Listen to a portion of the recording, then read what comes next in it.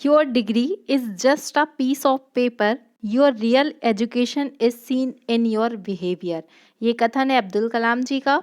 Hello everyone, welcome to Vidyashree academy. I hope you are doing well. हम पढ़ने वाले हैं आज 2 मार्च का करंट अफेयर। करंट अफेयर की शुरुआत आज के फर्स्ट क्वेश्चन से करते हैं, जो है हाल ही में प्रस्तावित MITRA का संबंध किस फसल से है। यहाँ पर जो राइट आंसर है वो है बाजरा की खपत बढ़ाने को लेकर। यहाँ पर आपसे प्रश्न ये पूछा जाएगा कि G20 की जो कृषि बैठक हुई है उसका आयोजन मध्य प्रदेश में किया जा रहा है, इंदौर शहर में। ये क्वेश्चन मुझे लगता है चूंकि ये MP से रिलेटेड है, इसलिए आपके पटवारी या MPPSC के एग्जाम में डेफिनेटली पूछा जाएगा, क्योंकि आप जानते हैं कि G20 का जो 18वां समिट हो रहा है वो कहाँ पर अध्यक्षता कर रहा है, कौन सा देश, भारत। तो भारत में इसका आयोजन अलग अलग जगह पर किया जा रहा है, जैसे कि जोधपुर, यूपी में भी हुआ, राजस्थान में हुआ और अब मध्य प्रदेश में G20 की कृषि बैठक का आयोजन किया गया। तो बाजरे की खपत को लेकर और इसके उत्पादन को बढ़ावे को लेकर ये पहल शुरू की गई है। जो मोटे अनाज का वर्ष है वो घोषित किया गया है 2023 को। इसको भी आपको याद रखना है। श्री अन्न उत्कृष्टता केंद्र, ये हमने डिस्कस किया था कि श्री अन्न उत्कृष्टता केंद्र जो है वो खोला गया है हैदराबाद में। और श्री अन्न किसे बोला गया है, तो श्री अन्न मोटे अनाज को बोला गया है। ये हमने बजट वाले चैप्टर में भी डिस्कस किया था। अभी अभी न्यूज़ में रही थी एक गेहूं की किस्म, जो कौन सी थी, HD3385। ICAR के द्वारा इसका जो किया गया था, निर्माण किया गया था। गोल्डन राइस, गोल्डन राइस में कौन सा विटामिन होता है, कई बार SSC ये प्रश्न पूछ चुका है। तो विटामिन जो A होता है वो गोल्डन राइस में पाया जाता है और इसका नाम क्या है, रेटिनॉल। विटामिन A की कमी से कौन सा रोग होता है, तो रतौंधी रोग विटामिन A की कमी से होता है। इतने क्वेश्चन आपको फर्स्ट क्वेश्चन से रिलेटेड याद करने पड़ेंगे। सेकंड क्वेश्चन है, महत्वपूर्ण प्रश्न है कि स्वच्छ ऊर्जा परिवर्तन प्रयास करने वाले जो सर्वश्रेष्ठ राज्य हैं उसमें फर्स्ट रैंक किसने किया है, तो कर्नाटक। कर्नाटक ऐसा पहला राज्य बना है जो कि सेफ एनर्जी के क्षेत्र में देखा जाए, क्लीन एनर्जी के क्षेत्र में देखा जाए तो फर्स्ट रैंक पर आया है। इसमें रैंकिंग पब्लिश की गई है जिसमें 16 राज्य थे, जिसमें फर्स्ट रैंक आया है गुजरात, फर्स्ट रैंक आया है कर्नाटक का, इसके बाद सेकंड गुजरात का है। तो ये आपको याद रखना है। आपसे पूछा जा सकता है कि 100% जो है सौर ऊर्जा से संचालित होने वाला जो गांव बना है वो किस राज्य का गांव बना है, तो वो है गुजरात का मोढेरा गांव। और ये प्रश्न अभी एग्जाम में पूछा भी गया था, तो इसको याद रखिएगा। जो सस्टेनेबल डेवलपमेंट गोल हैं उसमें क्लीन एनर्जी का कॉन्सेप्ट कौन से नंबर के गोल में है, ये आप मुझे कमेंट बॉक्स में लिखकर बताएंगे। नेक्स्ट क्वेश्चन है, ये आप देख सकते हैं बाजरे की फसल को लेकर किया जा रहा है कार्य।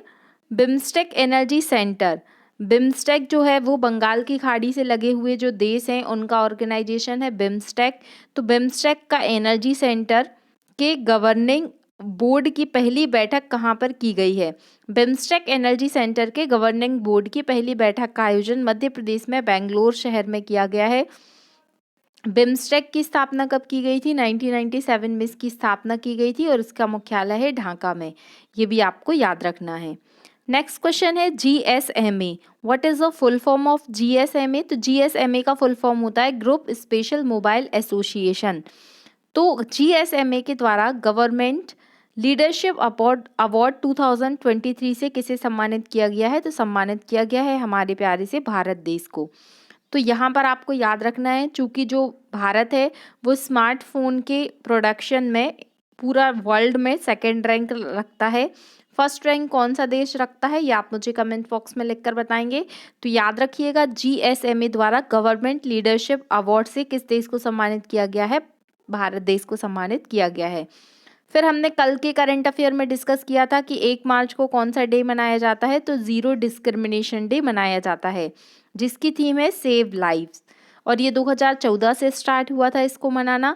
एक दिन और मनाया जाता है जो है विश्व नागरिक सुरक्षा दिवस, वर्ल्ड सिविल सिक्योरिटी डे जो रहता है वो भी 1 मार्च को मनाया जाता है। और इस वर्ष इसकी थीम है भविष्य की पीढ़ी की सुरक्षा, इसको भी याद रखिएगा। ये देख सकते हैं आप, बिम्स्टेक एनर्जी सेंटर। बिम्स्टेक का फुल फॉर्म क्या होता है, ये मैंने जब ऑर्गेनाइजेशन वाला चैप्टर पढ़ाया था स्टार्टिंग में, तो आपने शायद देखा होगा, आप मुझे कमेंट बॉक्स में लिखकर बता सकते हैं।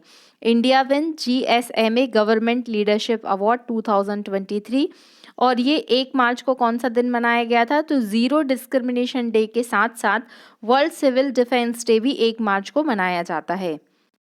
और कल 3 मार्च को कौन सा दिवस मनाया जाएगा, तो 3 मार्च को विश्व वन्यजीव दिवस मनाया जाएगा। इसीलिए हम डेली का डेली याद करते जाएंगे, पूरे माह के दिन याद करने से अच्छा है हर दिन कौन सा स्पेशल डे है वो याद कर लें, तो वो ज़्यादा इजी रहता है। महत्वपूर्ण प्रश्न है कि नई दिल्ली में आयोजित 8वां रायसीना डायलॉग। रायसीना डायलॉग का नाम आपने पहले भी सुना होगा, विदेश मंत्रालय के द्वारा इसका आयोजन किया जाता है। तो रायसीना डायलॉग 2023 में कौन से नंबर का होने वाला है, 8वें नंबर का होने वाला है, और इसका आयोजन कहाँ होगा, नई दिल्ली में होगा। यहाँ पर आपसे थीम पूछी गई है, लेकिन मेरे अकॉर्डिंग यहाँ पर थीम से भी इम्पोर्टेंट जो क्वेश्चन बनेगा वो ये बनेगा कि इसमें जो मुख्य अतिथि थे वो कौन थे, तो वो थे जॉर्जिया मेलोनी। जॉर्जिया मेलोनी का नाम आपको याद रखना है। ये कौन है, ये इटली के PM हैं, तो इनका नाम आपको याद रखना है कि जॉर्जिया मेलोनी इटली की पहली महिला प्रधानमंत्री हैं, और इनको as a chief guest invite किया गया है रायसीना डायलॉग में, तो इनका नाम आपको याद रखना है। रायसीना डायलॉग की शुरुआत हुई है 2016 से, इसको भी याद रखिएगा, और इस वर्ष की थीम है provocation, uncertainty, turbulence, light house in the Tempest. Theme नहीं भी याद होती तो इतना टेंशन नहीं लेना है, आपको केवल चीफ गेस्ट याद कर लेना है कि इटली की PM जो है जॉर्जिया मेलोनी जो है वो एज अ गेस्ट इनवाइटेड है रायसीना डायलॉग में। नेक्स्ट क्वेश्चन है कि पेप्सिको इंडिया ने अपना ब्रांड एम्बेसडर किसे नियुक्त किया है, तो रणवीर सिंह को नियुक्त किया है पेप्सिको इंडिया ने, और इसकी जो टैगलाइन है वो है राइज अप बेबी। तो इसको भी याद रखिएगा, गर्मी आ गई है तो अब आपको नए नए ब्रांड एम्बेसडर कोल्ड ड्रिंक्स के देखने मिल सकते हैं। तो पेप्सिको इंडिया ने अपना ब्रांड एम्बेसडर किसे बनाया है, रणवीर सिंह को बनाया है। नेक्स्ट क्वेश्चन है कि आयुष मंत्रालय के द्वारा पहले चिंतन शिविर का आयोजन कहाँ पर किया जा रहा है। चूंकि आयुष मंत्रालय के द्वारा जो ये शिविर है इसका आयोजन एक नेशनल पार्क में हो रहा है, इसलिए महत्वपूर्ण है Kaziranga national park. Kaziranga national park में जो कहाँ पर स्थित है, जो असम में स्थित है, यहाँ पर आयुष मंत्रालय के द्वारा चिंतन शिविर का आयोजन किया जा रहा है। फिर आपसे आयुष का फुल फॉर्म भी पूछ सकते हैं, आयुर्वेद, योगा, यूनानी, सिद्धा और होम्योपैथी, इसको भी याद रखिएगा। नेक्स्ट क्वेश्चन है कि हमने पढ़ा था 28 फरवरी को कौन सा दिन रहता है, तो नेशनल साइंस डे रहता है, और उसी के उपलक्ष्य में 2023 में राष्ट्रीय विज्ञान दिवस के अवसर पर वैभव फेलोशिप का आयोजन किया गया। वैभव फेलोशिप जो है वो दी जाएगी, साइंस की फील्ड में बढ़ावा देने वाले लोगों को ये फेलोशिप दी जाएगी, तो इसको भी याद रखिएगा। ये कौन है, ये हैं जॉर्जिया मेलोनी, जो किस देश की PM है, तो याद रखिएगा ये इटली की पहली महिला प्राइम मिनिस्टर हैं। और इस तरीके के प्रश्न ना एग्जाम में पूछे जाते हैं, जैसे आपसे पूछा गया था MPPSC में हंगरी की पहली राष्ट्रपति बनी थी कैटोलिना कैरालिना, जो भी उनका नाम है, वो क्वेश्चन पूछा गया था। तो जहाँ पर भी जिस भी देश में पहली कोई राष्ट्रपति महिला बनती हैं या राष्ट्रपति या PM बनती हैं तो उनको थोड़ा याद रखिएगा, इस तरीके के क्वेश्चन पूछे जा सकते हैं। सरकार ने शिक्षा के लिए नई वैभव फेलोशिप की शुरुआत की है, कब की है, याद रखिएगा, ये नेशनल साइंस डे पर शुरुआत की गई है। और ये है world heritage site Kaziranga national park. Kaziranga national park कहाँ पर स्थित है, तो ये असम में स्थित है। ये क्यों फेमस है, तो जो 1 हॉर्न राइनो होते हैं, एक सींग वाले गैंडे, उनके लिए ये नेशनल पार्क जाना जाता है, और ये वर्ल्ड हेरिटेज में शामिल है। इसको वर्ल्ड हेरिटेज में कब शामिल किया गया था, आप कमेंट बॉक्स में लिखकर बता सकते हैं। और यहाँ पर क्या है, आयुष मंत्रालय के द्वारा क्या किया जा रहा है, चिंतन शिविर का आयोजन किया जा रहा है। नेक्स्ट क्वेश्चन है राष्ट्रीय युवा संसद महोत्सव का आयोजन कहाँ पर हो रहा है, तो ये जो यूथ पार्लियामेंट महोत्सव है इसका आयोजन किया जा रहा है नई दिल्ली में।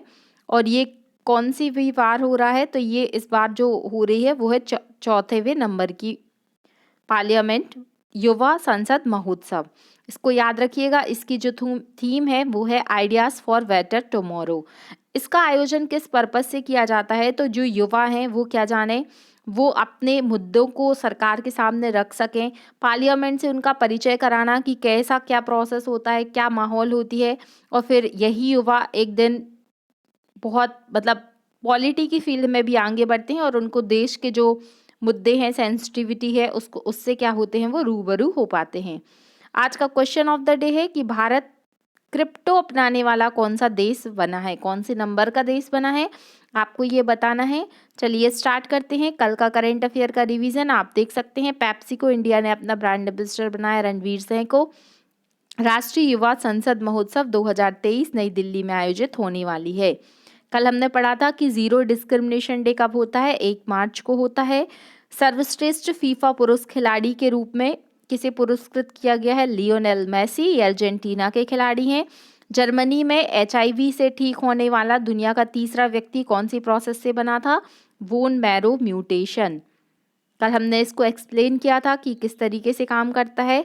28 फरवरी को जो साइंस डे मनाया गया, इसकी शुरुआत कब से हुई, 1986 से हुई, और इस वर्ष की जो थीम है वो है global science for global well being. 1 मार्च को कौन सा दिवस मनाया गया, जीरो डिस्क्रिमिनेशन डे। कल हमने क्या पढ़ा था कि जो कंप्रेस्ड बायोगैस प्लांट है, इसका उद्घाटन नॉर्थ ईस्ट में कहाँ पर किया गया था, असम में। आज हमने क्या पढ़ा, असम का काजीरंगा नेशनल पार्क, जहाँ पर चिंतन शिविर का आयोजन किया जा रहा है। राष्ट्रीय निगरानी सुरक्षा कार्यक्रम, राष्ट्रीय निगरानी कार्यक्रम का दूसरे चरण का मतलब सेकेंड फेज कहाँ से शुरू हुआ है, तो चेन्नई से इसकी शुरुआत की गई है।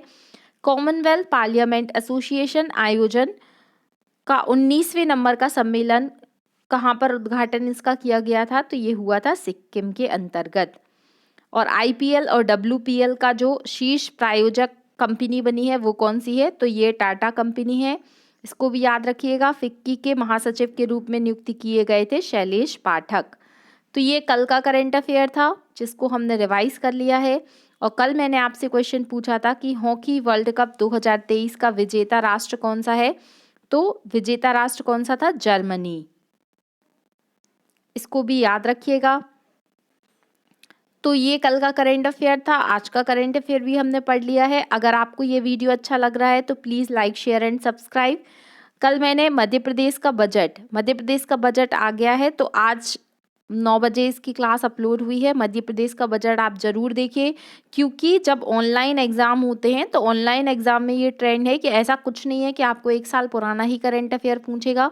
बजट, इकोनॉमिक सर्वे महत्वपूर्ण होते हैं, तो उसके प्रश्न आपको आपके एग्ज़ाम में देखने मिल सकते हैं, तो उसको पढ़ लीजिएगा। उसके एमसीक्यू की सीरीज़ भी मैं जल्द ही लेकर आऊँगी। अगर आपको मेरा एफर्ट्स अच्छा लग रहा है तो प्लीज़ लोगों तक इस वीडियो को ज़रूर पहुंचाएं। Thank you so much. पढ़ते रहिए, खुश रहिए। जय हिंद, जय भारत।